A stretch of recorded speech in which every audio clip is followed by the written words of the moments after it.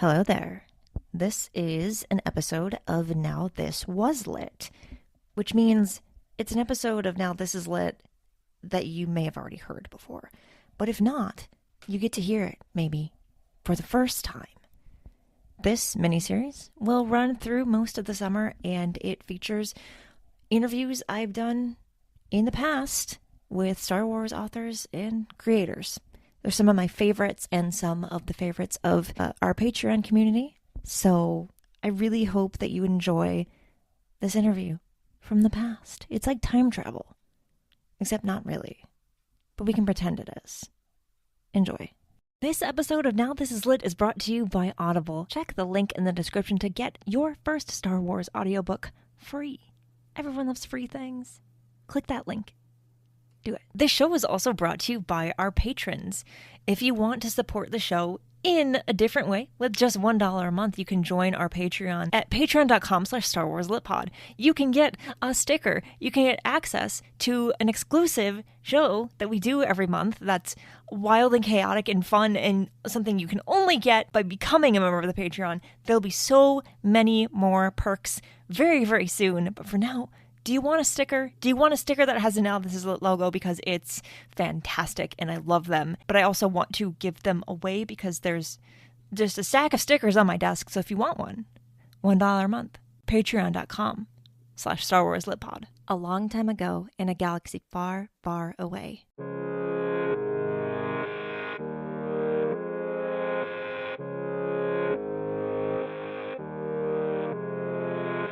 You're listening to Now This Is Lit, a podcast about Star Wars books, the people who make them, and the readers who just can't get enough of them.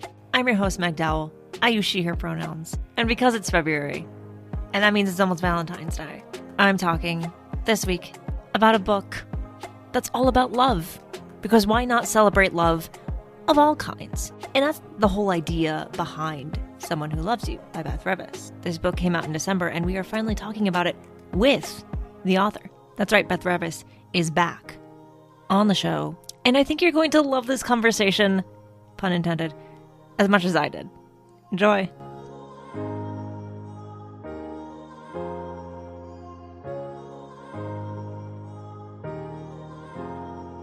I have to tell you before we start actually talking about the book, very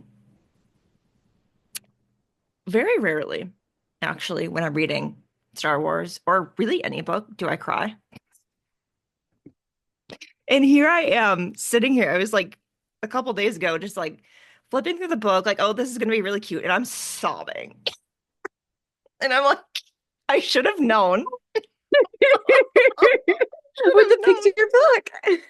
I was like, I should have known that this is going to be emotional in the best way possible. But also, I was like, I did not expect it. So good job for that. Excellent. Don't know if that's what you planned. I did actually. I'm always evil like that. Oh, yeah, that's okay. We forgive you. Excellent.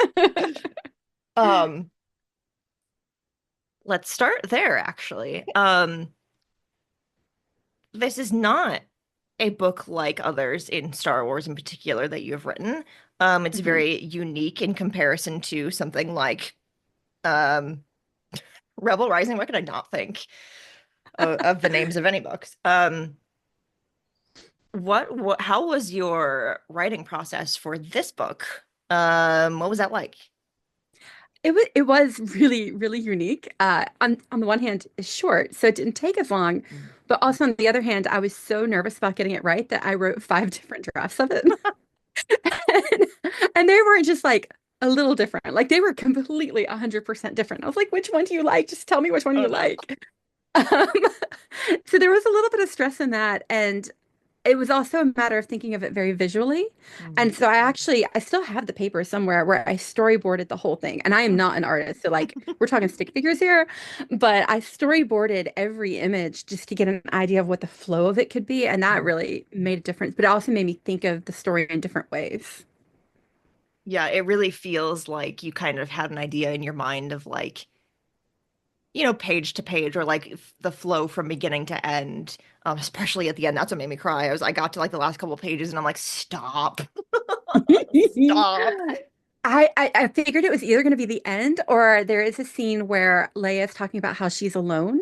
Mm. And that one, that's the one that punches me because it was originally a little different and we had to change it. And I'm always a little, I understand why we had to change it. So Mhm. in that scene, she's saying, like, love is when you feel alone, you know you're not really alone and realizing you never really were alone. And in the background of that picture, originally, there was going to be a ghostly image of Bale and Breha, but it looked too much like a Force ghost, and they're not Mm. Force Yeah, ghosts. And yeah. so I totally understand why we had to cut it. But in my head, they're still there. And so that's the Oh, scene where I cry. that would have crushed me. No, I still have like the early draft of it where the artist Sophie Lee like sketched them in, and it's gorgeous, and I weep every time I see it. Let's talk about our wonderful illustrator. What was that like to get to work, to get to kind of do that collaboration? Because, like, again, something pretty unique compared to what you've done before, but also like it turned out amazingly. Oh, cute. It's so adorable. I mean, we have Ewoks and Walklings, so of course it's going to be cute, but Mm. it was even cuter than I anticipated. It was fun coming up with like the images for it and the research and like the reference photos that I would send her. Like it took us, there's one scene where Leia is holding a Walkling and you can see like she's holding it on like her shoulder and its butt is there. And I had to find reference pictures of an Ewok butt to send because we're like, did it have a tail? Are there cheeks? Like, how much detail are we getting into here? So that sort of detail was absolutely hilarious. And so I'm sure she just thinks I'm the most unhinged person ever because I'm like, here's 3 pages about Ewok butts and for like one illustration. But it worked out. It really did. And it really is with this kind of book. It's not just the writing, although the writing is both important and beautiful in this book, but it's also paired with these amazing illustrations. Like that also made me cry because I'm like it's almost like, obviously the entire book all the way through and every page is in the same style, but it also feels very different from page to page and it kind of keeps you very interested. Like if you are a kid and you're ready for the page to turn and you're like, what's going to be next? Like I really had that feeling like, oh, this is so exciting to have Oh. this imagery like this. I really, really wanted to do something that had like movement to it. Like I didn't Mm. want them to just be pictures of people standing around. So my favorite of this is there is a scene where the Walklings have turned an ATST into basically a playground. And they're talking about how like love can be fearful and there's fear involved, but you just have to change your perspective of it. So you have these things that terrorize them in the movie, Mm. but now the little children are like swinging on it and sliding down the leg. And I just loved making that one. And that one actually to show Sophie how I thought it could work, I had my kid make a Lego scene. And so we used my Lego ATST and our little Lego Ewoks and like made pictures of it for her. That is so fun. That is It so was really a fun. lot of fun to make that. My kid is so proud of it too. He's like, that's my page. Oh my God. That is That's perfect. That is perfect. It's perfect that like they get to be a part of it just a little I bit. know. Although he was a little upset that his name's not on the cover. He's like, I No, helped you with this. I should get credit. But he really was. I mean, it was a really special experience because he saw me working on it and like he would sit beside me and I would be making sketches or coming up with like the lines of the pages. And he made his own Star Wars picture book beside me. And so like now I have the sketches I made that turned into a real book, and then I have the sketches he made and this bonding memory. It was like the perfect age to be working with my son on this. I'm gonna cry again. It's perfect. It's perfect. That is just like that's one of those like behind the scenes things where I'm Yeah. like, I can picture it and it's perfect. And it makes the book even more special, I feel like, because like knowing that that's such a good memory for you in creating the book. Yeah. I know. It really also reminds me of like how generational Star Wars can be. Like Mm. I've always loved Star Wars. I don't remember not loving Star Wars. I grew up with it. I love Star Wars all my life, but I love it in a different way now because I'm experiencing it with my kid on a totally different level of like he likes different things for me because I really love the Jedi and the Rebel phases, and he really likes the Clone Wars and the ships. And like we talk back and forth about it, and he has theories on it, and getting to experience it with him has just I don't know, it didn't rekindle my love because my love for Star Wars never faded, but it made it burn in a different way that is so much more impactful. I've always thought it's really interesting to interact with like other Star Wars fans, people who like Star Wars, and seeing how different things in the same story stand out to different people. And like you can be a fan of the same movie, but like, oh, I loved this part because of this, and like, oh, I barely noticed that, but this was really cool. And um, Right. yeah, it's just I think Star Wars is so big in that even when you do have overlapping interests, it's like everyone has a different perspective on these stories because they're drawn to different things. And it's really kind of amazing that different like ages can like it, different Yeah. interest. There's something for everyone, Mhm. and Star Wars meets you where you are, Yeah. whether you're a kid or an adult, or you like spaceship battles or the like wizardry of the Jedi. Like there's something for everybody, and it's kind of amazing that way. It really is. I can definitely think of like things that I watched in Star Wars as a kid that like are seem completely different to me now because you really do have that different perspective of like, oh, like I've lived a lot of life now. I look at that differently than I used to. Um, Yes. and it's usually a good thing. Um, Yeah, it gives you the new perspective. Like when I was a kid, well, when Phantom Menace came out, I was like teenager, preteen era. And so when I was that age, I didn't like it as much. But now that I'm older, I can look back on it and be like, oh, well, actually, now I do get why they acted this way and things like that. So your opinions also shift and change. yeah, we love that. Um, Yeah. and that's why I'm a huge like supporter of like rewatching and rereading things because I think Oh, like for sure. with books especially like you could read the same book 3 or 4 times at different points in your life and it might feel like a completely different book to you because you're looking at the same story having had maybe different experiences. Hmm. Which is why I love books because like the books themselves don't change but we do. That is so, so, so true. Yeah. Um let's go back a little bit and talk about how this book, every Star Wars book kind of has like a story behind it Mhm. as to like how it happened or why it happened. And again, this book being very unique compared to like the other things you've worked on and a lot of other books that have come out recently. Um, how? Yeah, it is pretty amazing how it came about. It started off, I don't think I would have had this book if I hadn't had The Princess and the Scoundrel. Mm, mm, So, mm, because The Princess and the Scoundrel, which covers the wedding and the honeymoon, like the first adventure of Han and Leia as a married couple, like that whole novel, and it's an adult novel, because that existed, the Star Wars powers that be had come up with this idea of like, what if we translate this into something about love? Because Han mm. and Leia really is a love story, and translate that into something for children, but something also that adults could appreciate. And that was actually a really big challenge for me because I read a lot of books to my kid, but there are books just for a kid. And this one is supposed to be for a kid, but also for the adults and something that you can find something at any age for.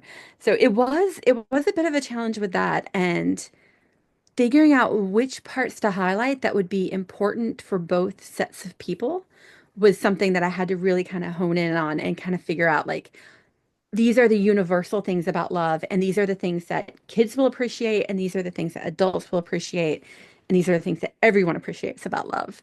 So it was a lot of love.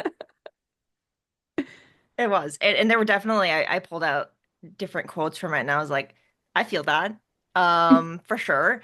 Um and I mean that was one of the reasons I got so emotional is because like from my perspective like certain things like I understand that in a way that I may not have a couple of years ago.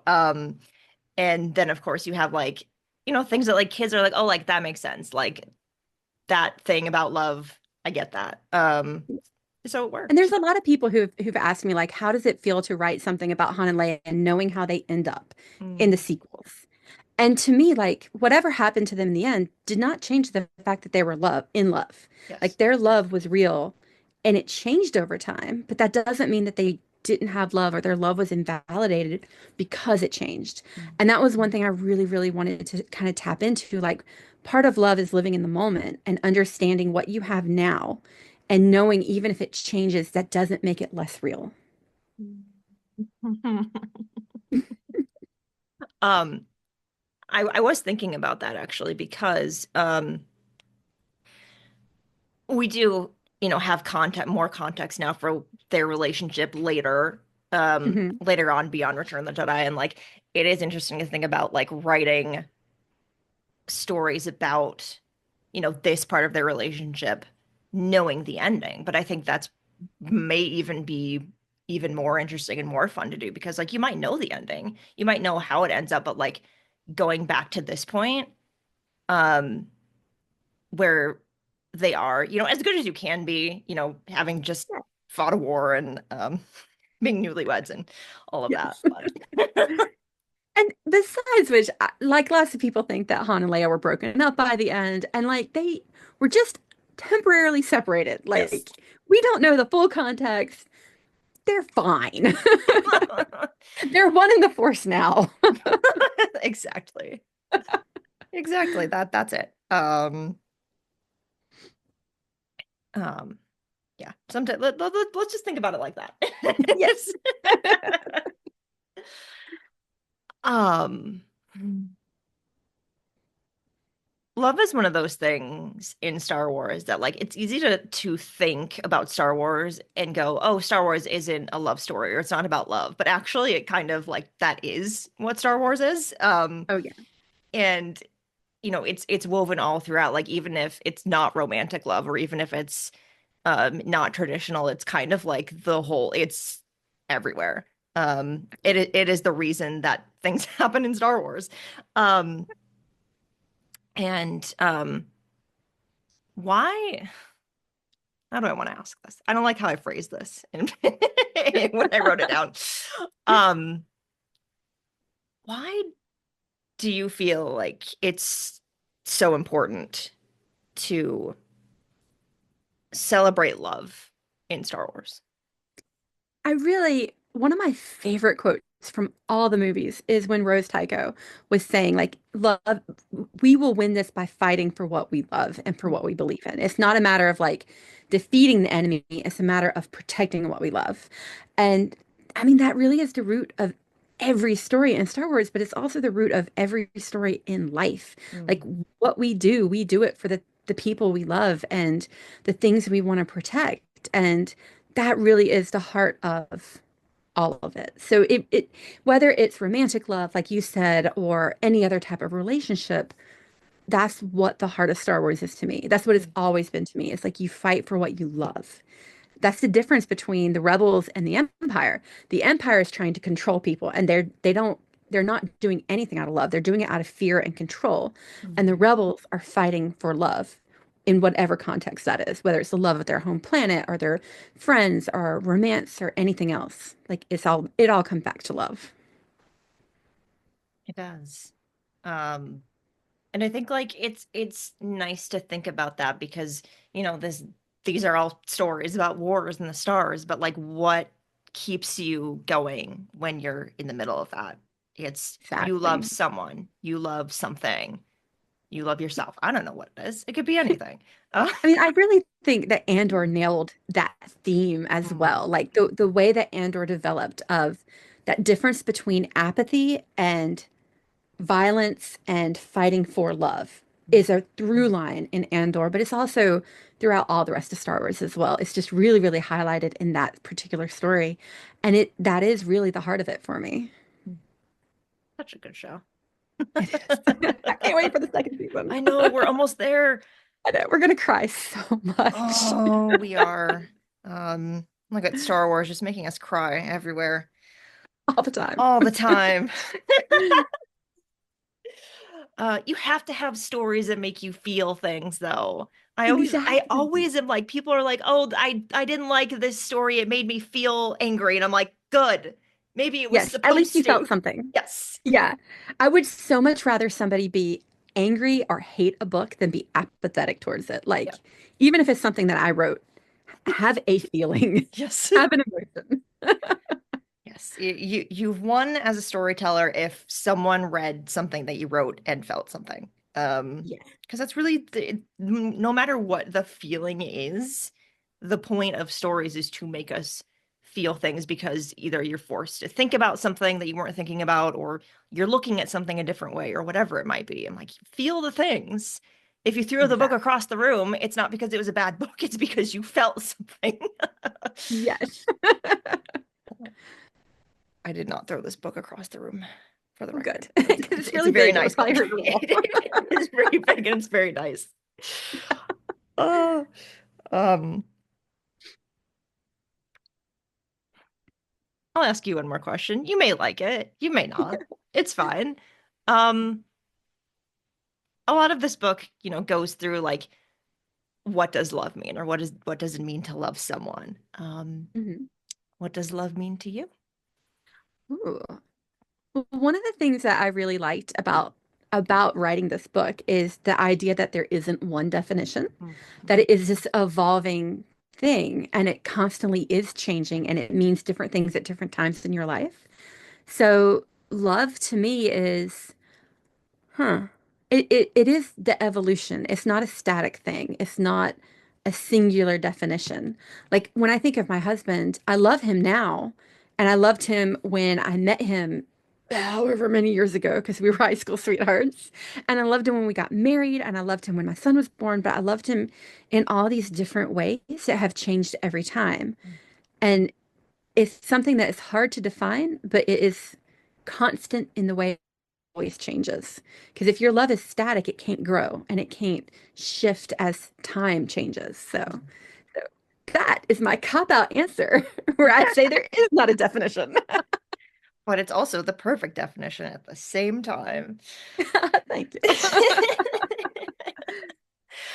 um I don't always do this at the end of interviews, but because the social media landscape has changed so much and will possibly continue to change very quickly. Um, if people want to find you and the things that you are doing, um, where can they do that? So the static place to go is bethrevis.com. Mhm. I'll have everything updated there. On social media, I'm currently on Instagram and Threads primarily, and that my handle is at Beth Revis. But we'll see if this billionaire makes me mad and I shift somewhere else. So, Oh, I'm so conflicted about Instagram lately. I'm like, but it's my biggest platform, but also, like, what do but we also, do? do we have to suffer through Zuck's midlife crisis? Oh, I mean, apparently. Where Yeah, else do you go? I don't know. I don't I know. It's know. like pick your billionaire. Don't say that. I know. But it's also true. There's no ethical billionaires. Oh. Um, if there is anything, if there's anything that you'd like to promote that's not Star Wars, Oh you yeah. are also free to do that. I do have another science fiction series happening right now. The first two books of the trilogy are out, and the third one will be out in April. It's called the Chaotic Orbit series, and the last book is Last Chance to Save the World. And they are also about love, but in a very, very different way. I say that my main character, Ada Lamar, is a little bit like Dr. Aphra. So for my Star Wars people, I know y'all get that. Like she's a little bit Dr. Aphra. She's very mercenary. She's going to get the job done. And then the guy that she's falling in love with is a Sherlock character. And so it's like a cat and mouse sort of romance in that way, but also I set a lot of things on fire and blow a lot of shit up. So there's a combination of things happening. Excellent. I can't wait. Thank you so much Thank for you. talking to me about love and Han and Leia and Star Wars and books that I think we need more of. We need more books like this. I agree. That's my plea. Sure. From your mouth to the Star Wars powers that be ears. Yes, to all of them that are listening to this specifically. They better. This is one of the really, really good podcasts. They need to be listening to it. This has been fun. And of course, at some point, for some reason, you will probably be back. And I look forward to that. Excellent.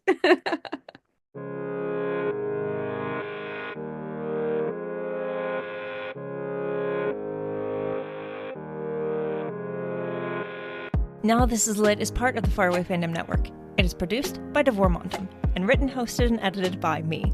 Jose Jimenez designed our podcast art.